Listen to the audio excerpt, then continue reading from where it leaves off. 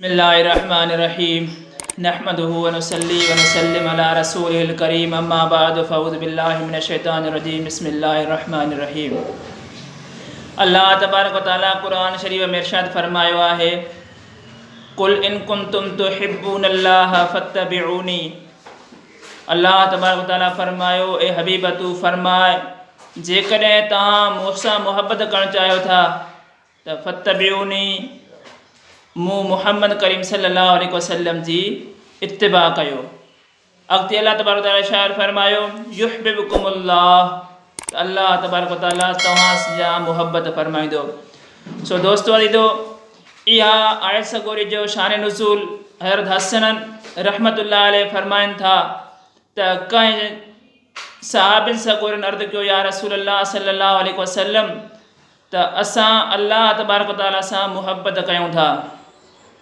त अल्लाह तबारक व तआला उन्हनि जे लाइ इहा आयत नाज़िल फरमाई त जेकॾहिं तव्हां अल्लाह तबारक व तआला सां मुहब्बत करणु चाहियो था त फत्तबिऊनी, मुंहिंजी ताबेदारी कयो।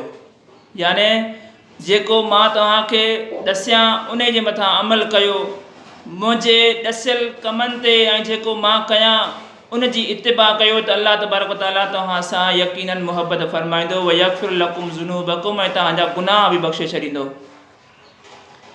हज़रत बिशर हाफ़ी रहमतुल्लाह अलैह जो वाक़ियो ईंदो आहे त हिकु दफ़े उनखे अल्लाह तबारक व तआला जे हबीब हज़रत मुहम्मद सल्लल्लाहु अलैहि वसल्लम जी ख्वाब में ज़ियारत नसीब थी। त हबीब करीम सल्लल्लाहु अलैहि वसल्लम फरमायो, ऐं बिशर हाफ़ी, तोखे ख़बर आहे त तुंहिंजा जेके दोस्त वली आहिनि उन्हनि खां तुंहिंजो रुतबो उन्हनि खां मथे छो आहे? त अर्ज़ु कयां, या रसूलल्लाह सल्लल्लाहु अलैहि वसल्लम, न मूंखे न आहे ख़बर, छाजे करे? पाण फरमायाऊं त ए बिशर हाफ़ी, तूं पंहिंजे दोस्तनि खे नसीहत कंदो आहीं ऐं सुन्नत ऐं अहले सुन्नत सां मुहब्बत कंदो आहीं ऐं पंहिंजे रिश्तेदारनि सां सुहिणो सलूक कंदो आहीं ऐं पंहिंजे दोस्तनि सां बि सुहिणो सलूक कंदो आहीं। इन जे करे तुंहिंजो सभिनी खां रुतबो मथे आहे। सो दोस्तो अज़ीज़ो, हबीब करीम सल्लल्लाहु अलैहि वसल्लम जूं खोड़ सारियूं हदीसूं आहिनि। पाण करीम सल्लल्लाहु अलैहि वसल्लम फरमायो त जंहिं मुंहिंजी सुन्नत ते जी इत्तिबा कई, याने मुंहिंजी सुन्नत ते अमल कयो, त ॼण उन मूंसां मुहब्बत कई, ऐं जंहिं मूंसां मुहब्बत कई त क़यामत वारे ॾींहुं उहो मूंसां गॾु जन्नत में हूंदो।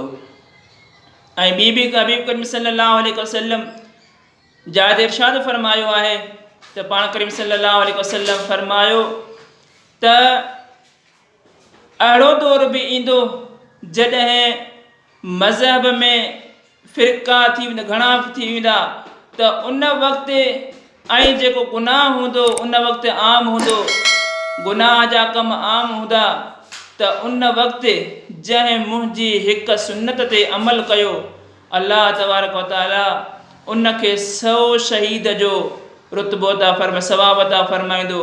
सो हबीब करीम सल्लल्लाहु अलैहि वसल्लम जी इत्तिबा कयूं ऐं उन जे सुन्नतुनि ते अमल कयूं, ऐं यकीनन उहो ई दौरु हली रहियो आहे जो अॼुकल्ह गुनाह आम सरेआम थी रहिया आहिनि ऐं को बि चवण वारो कोन्हे, ऐं नेकिन करण वारा ऐं अल्लाह जे तरफ़ जेके राग़िब बाना आहिनि उहे तमामु थोरा आहिनि।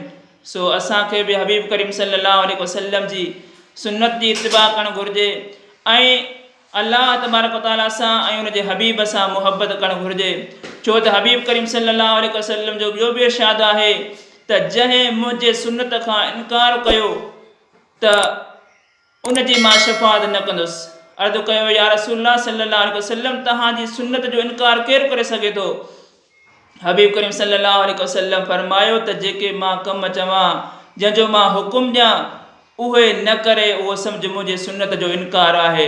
ऐं हबीब करीम सल्लल्लाहु अलैहि वसल्लम फरमायो त उन जी मां शफ़ाअत न कंदुसि। छो त हबीब करीम सल्लल्लाहु अलैहि वसल्लम जे उन ॾसियल नक्शे क़दम ते हलूं ऐं जेके हबीब करीम सल्लल्लाहु अलैहि वसल्लम असांखे अहकाम जारी फरमाया आहिनि त उन्हनि ते अमल कयूं त अल्लाह तबारक व तआला असांजे मथां राज़ी थींदो, असांजा गुनाह बि बख़्शे छॾींदो। वमा अलैना इल्लल बलागुल मुबीन।